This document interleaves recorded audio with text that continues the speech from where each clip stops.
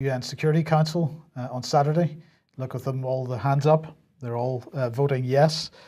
So on Saturday, the Security Council unanimously approved the draft resolution calling for a 30-day ceasefire in Syria.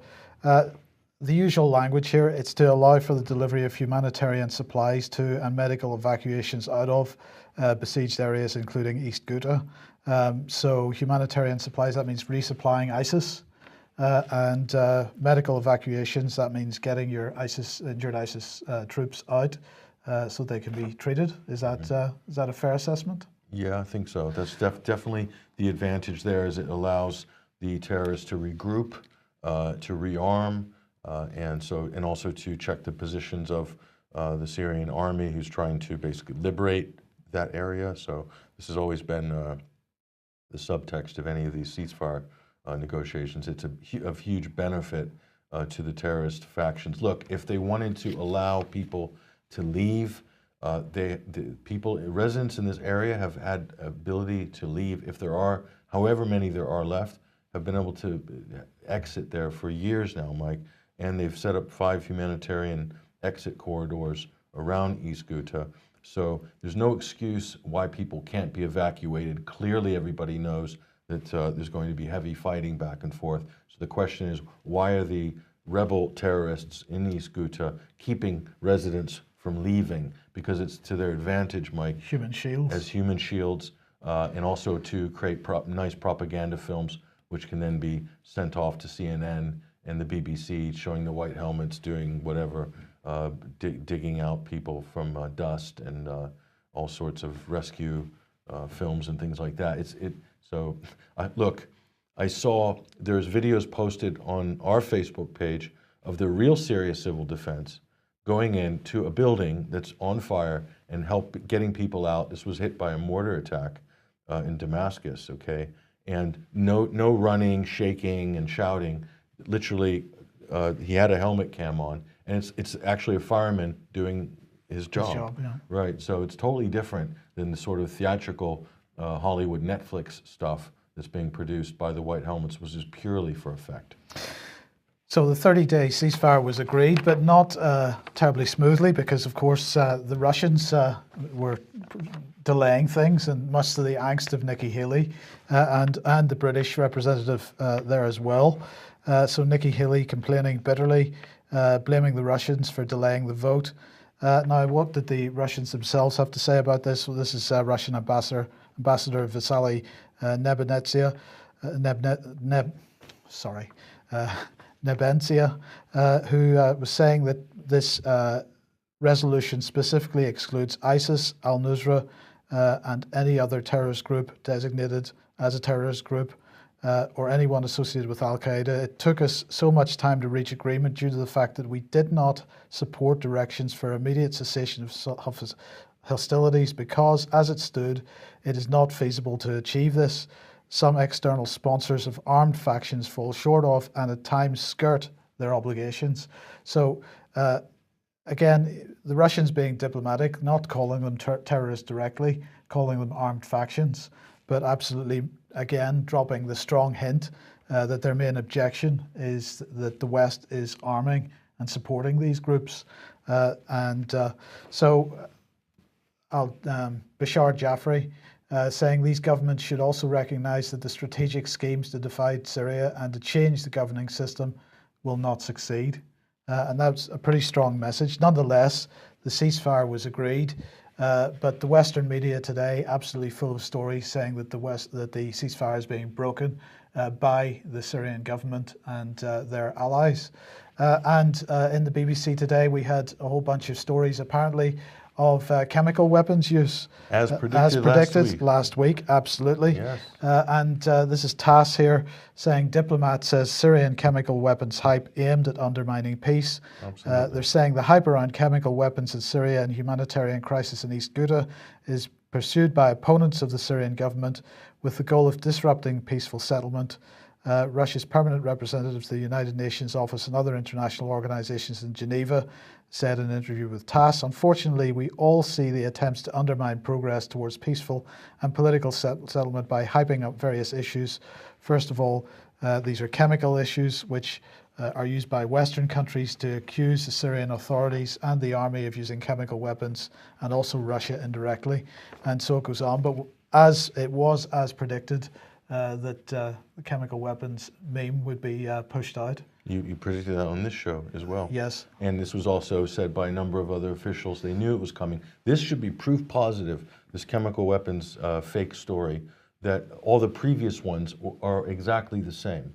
These are ginned up to kill peace negotiations, whether they be in Geneva or where else, ceasefires, in order, of course, to further demonize the Syrian government and their allies, including Russia.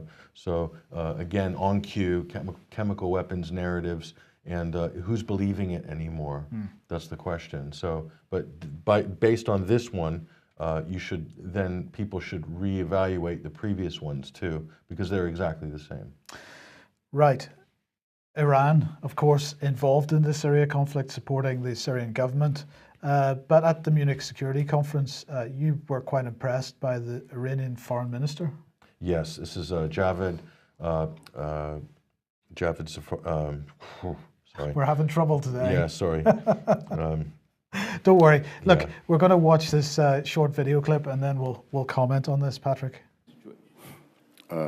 As you know, earlier this morning, we had the Prime Minister of Israel speaking here. And this question, which comes from Roderich Kiesewetter, who is a member of the German Bundestag, references the Netanyahu speech. I quote, "What must happen for Iran to accept the right of existence of Israel?" Question mark. Well, you see, the entire speech was trying to evade the issue. What has happened in the past several days has been that the so-called invincibility has crumbled. Israel uses aggression as a policy against its neighbors.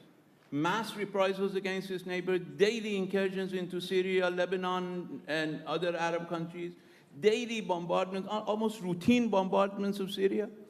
And once the Syrians have the guts to down one of its planes, it's as if a disaster has happened. Disaster is aggression. Disaster is the policy of violating the most basic rights of the Palestinians. Don't look for excuses. I'm focusing on our region because I believe Iran's interests are best protected in the Persian Gulf region. People should not look for excuses because of their inherent inability to resolve the problems and blame it on others. They can blame it forever on Iran, but that won't resolve their problems. It's the problem of aggression, it's the problem of occupation, it's the problem of, I'm not talking about domestic corruption and all of that, I mean, that's another problem, but it's a problem, it's a problem of trying to escape responsibility for the criminal policies that they followed for many years and trying to find a scapegoat for that, and sometimes people give them that as scapegoat. So, Patrick, again, we have a leader from a country which is portrayed in the press as being part of the axis of evil, who is coming across as a rational commentator on what's going on around him. And you contrast that with the behavior of Benjamin Netanyahu at that same conference, where he was holding up blocks of wood and a piece of a drone that got shot down, an Iranian drone, who is a reconnaissance drone, which the Israelis say constituted an attack on Iran, which was flying over Israeli-occupied Golan Heights territory where Syria is fighting ISIS. But so that was Javad Zarif, Iranian foreign minister. He made a couple of other points in there, aside from announcing that the myth of Israeli invincibility has crumbled. And he's talking about the shoot down of the F-16 jet a couple of weeks ago, which was done by Syria. So he also made an important announcement. He said the zero-sum approach of foreign policy by the West, which has dominated post-World War II foreign policy, international relations thinking, he says this is dead. He said the area of the hegemon is dead. So we don't have any desires to be a hegemon because it's not practical. You can't maintain hegemony and there's no point pursuing hegemony. This is what he said in this speech. And also he talked about a collective regional security approach, network, rather than alliance. So he's saying that the era of alliances is also defunct, and that he's very forward-looking in terms of how we're going to deal with collective security concerns going forward, and he's specifically addressing Saudi Arabia, the UAE, and Israel. Where do they fit in this new Middle East? Because they are the odd ones out. The West is trying to constantly portray, with the help of Israel and Saudi Arabia, portray Iran as the odd man out in terms of what's going on in the region and aggression and state sponsor of terror and all these other talking points, when in fact the opposite is true. The people making those accusations are actually the ones guilty of them, including the United States. So great speech.